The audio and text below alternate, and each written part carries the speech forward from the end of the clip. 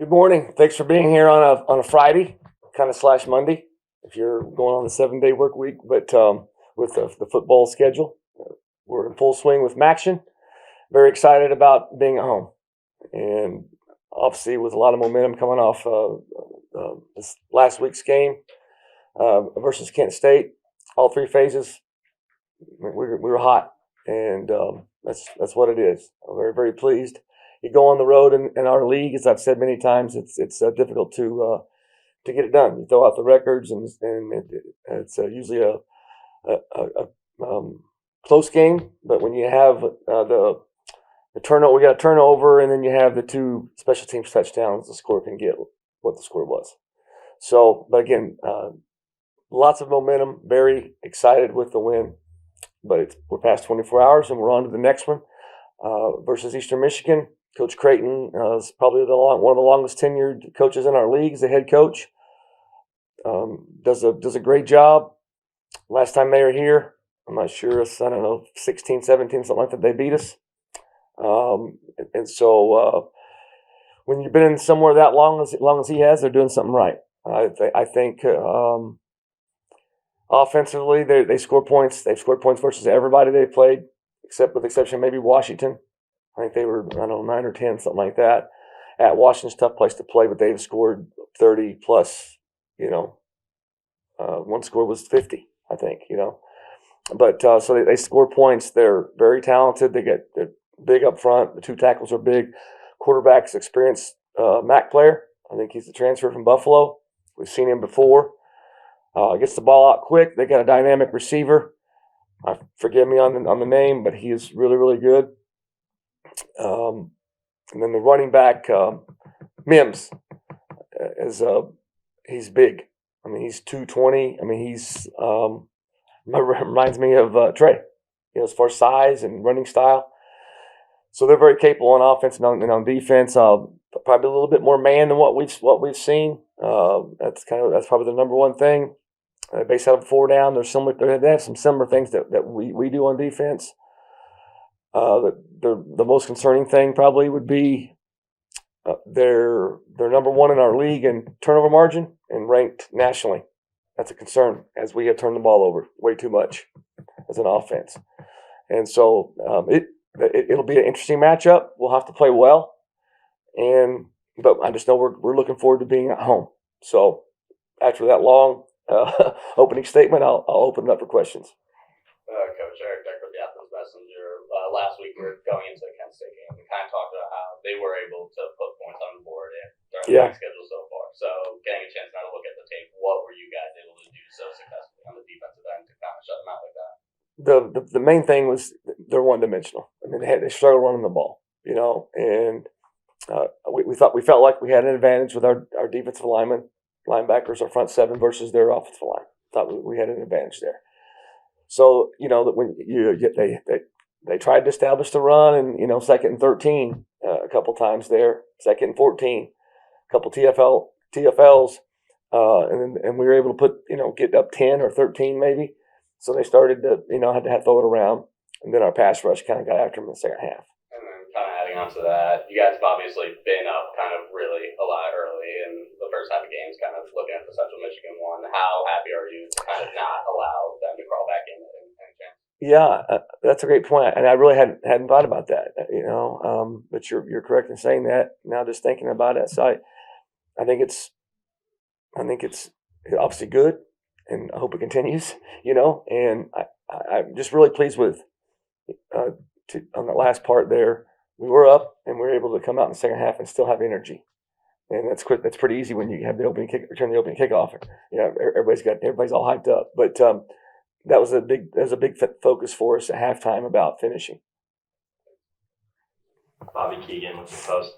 Coach, you talk a lot about 24 hours, win or lose. You guys got to put the game behind you. Are there any different challenges trying to put a game behind you that you guys won by 40?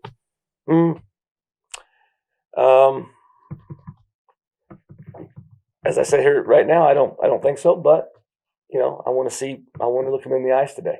I haven't seen the team since the locker room, and I want to see how we practice. And but I don't anticipate any. the team needs to be professional and have the right approach. You're playing a team that I think pretty evenly matched, and we want to defend home turf. Eastern Michigan, they are, I think, 2 plays away from being 7-2, right? They lost to beat a good Jacksonville State team.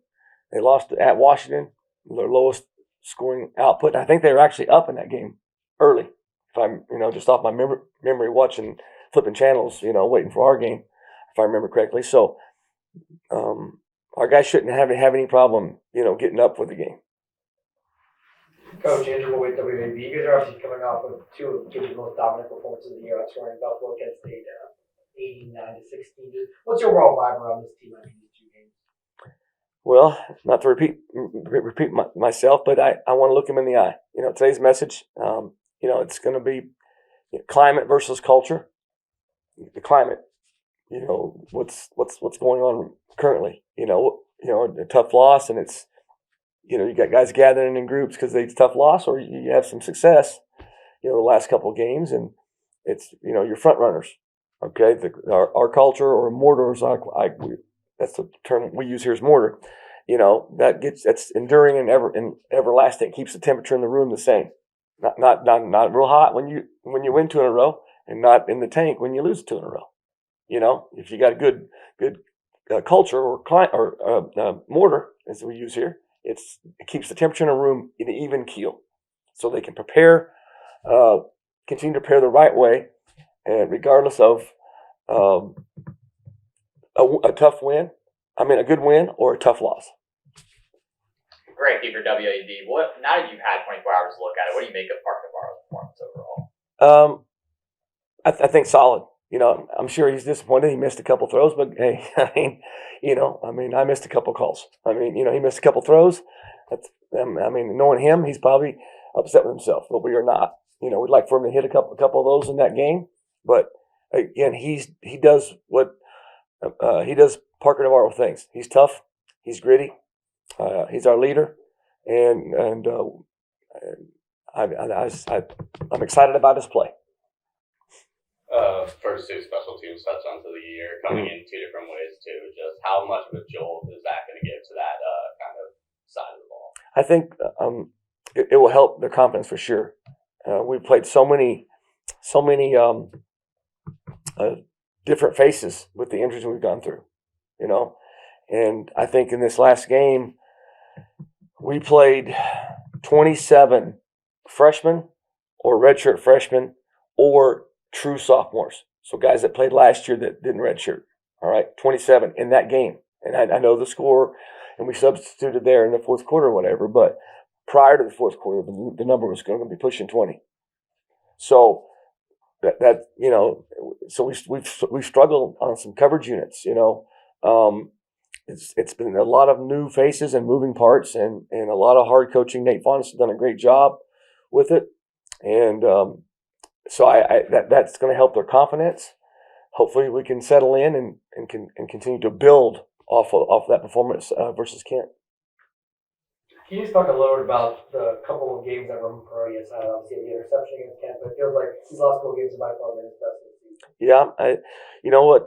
I've had several questions about Roman here, like three or four straight weeks, and that's a good thing. And I'll repeat what I said. I've noticed a different Roman at practice. He's practicing better, and to play better, you got to do it. You got to do it in practice first, and he's working hard, and obviously the scout team's giving him good looks at receiver, but he's practicing better and it's showing on the game field, and I want that to continue. I think he's got to be in the conversation for an all-league type of guy if he continues it on these last 3. What's the biggest challenge Eastern Michigan poses? They're very well coached. Coach Creighton does a really, really good job. Again, I'm repeating myself, but to be anywhere that long, you got to be doing something right. So they're not going to. You're going to have to earn it. They're not going to give it to you. The turnover margin. You're not going to get them. And they're disciplined. They're tough. So we're going to have to go out there and earn the victory if we're able to get that done, because they're well coached. They play hard.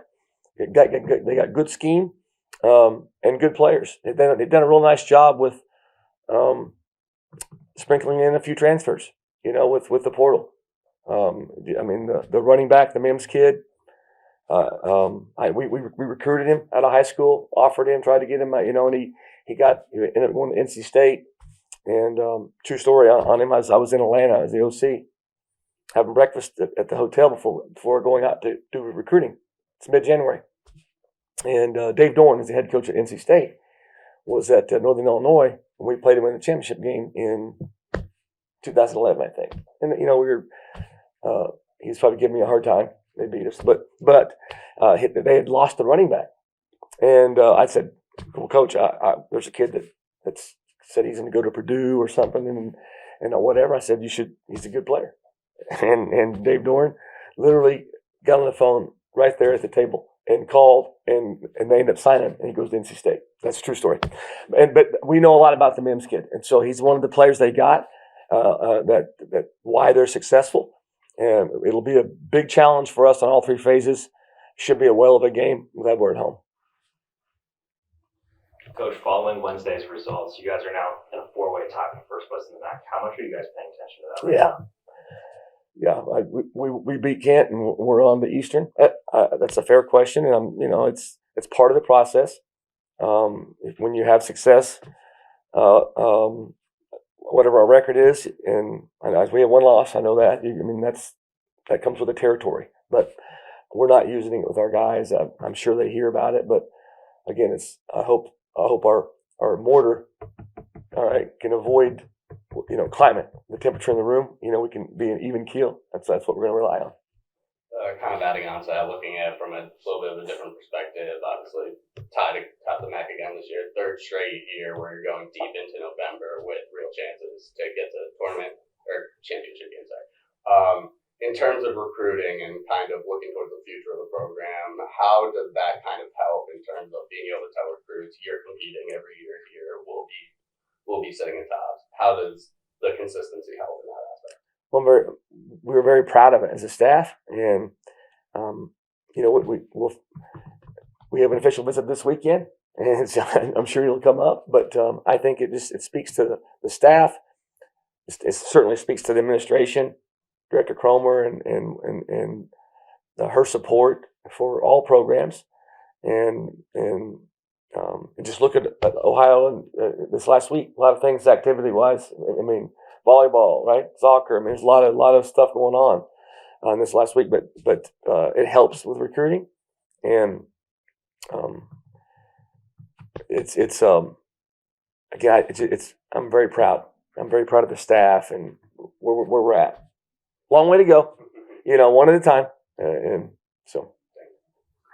Coach Cole Snyder for Eastern Michigan, the leading passer in terms of passing yards in the MAC this year. He also only thrown 3 interceptions. What kind of challenges did he face? Yeah, I tell you what, he gets the ball out quick. So John and the defensive staff they're going to be challenged. He doesn't hold on to the ball, so he gets it out so quick, it's going to negate some of the pass rush.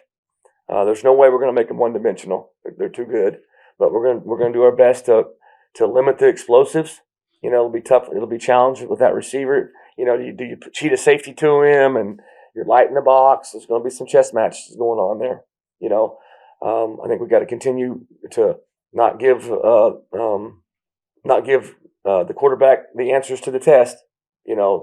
Pre-snap versus post-snap is my analogy there.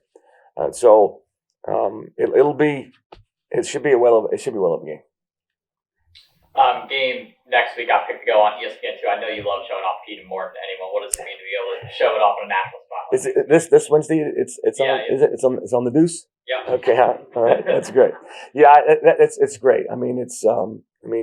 I've said this before. Early, Peyton Stadium looks the best right now than it has in my entire time. I've been here 20 years. Make no mistake about it.